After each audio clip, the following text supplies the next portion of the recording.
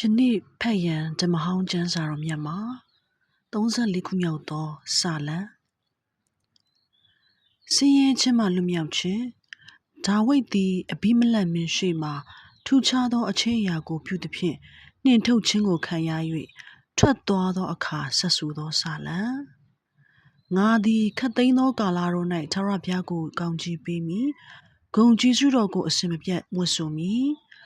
ငါဝိညာဉ်သည်ထာဝရဘုရားကိုအမိပြု၍ဝါကြွားခြင်းပြုမည်နှိမ်ချလျက်ရှိသောသူတို့သည်ကြားသိ၍ဝမ်းမြောက်ကြပါစေသောငါနှင့်အတူထာဝရဘုရားကိုချီးမွမ်းကြလောနာမတော်ကိုတညီတညွတ်တည်းချီးမြှောက်ကြကုန်အံ့ငါသည်ထာဝရဘုရားကိုရှာသောအခါနားထောင်တော်မူ၏ကြောက်မက်ဖွယ်သောအကြောင်းအလုံးစုံတို့အထက်ကငါ့ကိုကယ်နှုတ်တော်မူ၏ထာဝရဘုရားကိုမျှော်ကြည့်ကြလောအလင်းကိုရကြလိမ့်မည်မျက်နှာရှက်ကြောက်ခြင်းနှင့်ကင်းလွတ်ကြလိမ့်မည်ဤဆဲသောသူဤအော်ဟစ်ခြင်းအတန်ကိုထာဝရဘုရားသည်နားထောင်၍ခတ်သိမ်းသောဆင်းရဲတွေကကန့်လွတ်တော်မူ၏ထာဝရဘုရားကိုကြောက်ရွံ့သောသူတို့သည်ပတ်လည်၌ကောင်းငင်တမန်တော်တို့သည်တက်ချ၍ကယ်လွတ်တတ်ကြ၏ထာဝရဘုရားသည်ကောင်းမြတ်တော်မူသည့်အကြောင်းကိုညီးဆန်း၍သိမှတ်ကြလော့ကိုယ်တော်သည်ခိုလုံသောသူသည်မင်္ဂလာရှိ၏ထာဝရဘုရား၏တန်ရှင်းသူတို့ထာဝရဘုရားကိုကြောက်ရွံ့ကြလော့ကြောက်ရွံ့သောသူတို့၌ဆင်းရဲခြင်းမရှိရခြင်သေးတို့သည်ဆင်းရဲ၍ငတ်မွတ်ခြင်းကိုခံရတော်လဲထာဝရဘုရားကိုရှာသောသူတို့၌ကောင်းသောအရာတစ်စုံတစ်ခုမျှမလိုအချင်းတငယ်တို့လာကြလော့ငါစကားကိုနားထောင်ကြလော့ထာဝရဘုရားကိုကြောက်ရွံ့ခြင်းတရားကိုသင်တို့အားငါသွန်သင်မည်ကောင်းမွန်သောအရာကိုတွေ့မြင်မိအကြောင်းအသက်ရှင်ခြင်းနှင့်တကွနေ့ရက်ကာလကိုတောင့်တလိုချင်သောသူမည်သည်ကကိုရှာကိုမကောင်းသောအရာနှင့်ကင်းစေလော့နှကန်းလဲမှုသားစကားကိုမပြောစေနှင့်ဒုစရိုက်ကိုလွဲရှောင်၍သူစရိုက်ကိုပြုလော့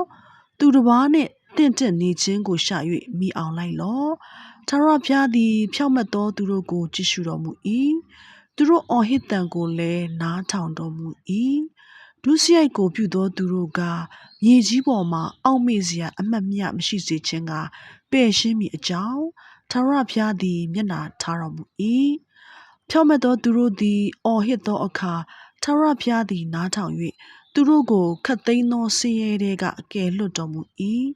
ထာဝရဘုရားသည်ကျိုးပဲ့သောစိတ်ရှိသောသူတို့နှင့်နှလုံးကြေကွဲသောသူတို့ကိုနီးတော်မူ၏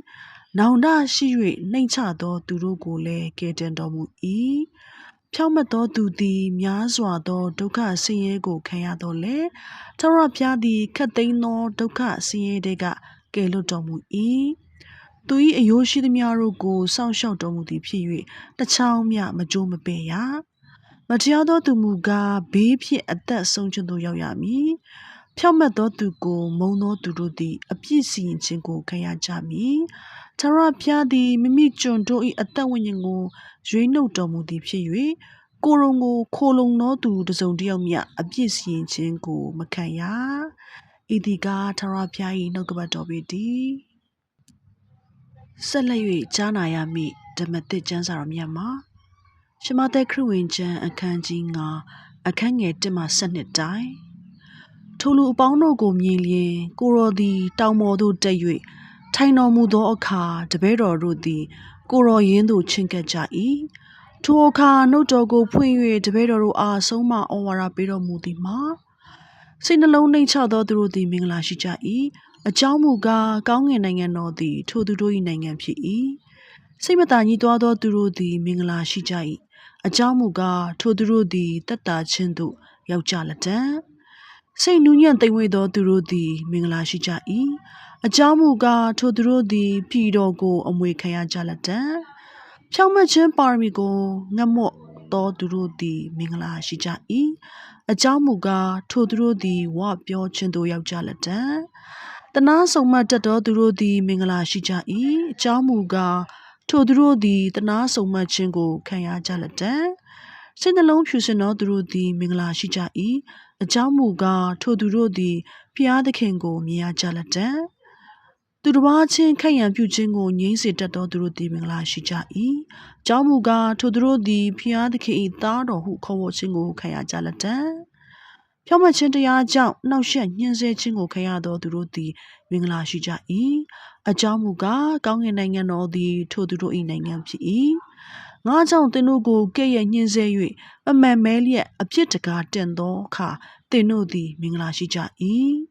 ဝမ်းမြောက်ရွှင်မြူးခြင်းရှိကြလော့ကြောင်းမူကားကောင်းကင်ဘုံ၌သင်တို့၏အကျိုးသည်ကြီးလာပေ၏သင်တို့ရှေ့ကပေါ်ထွန်းသောပရောဖက်တို့ကိုထိုနည်းတူညှဉ်းဆဲကြပြီဤဒီကားထာဝရဘုရား၏ နှုတ်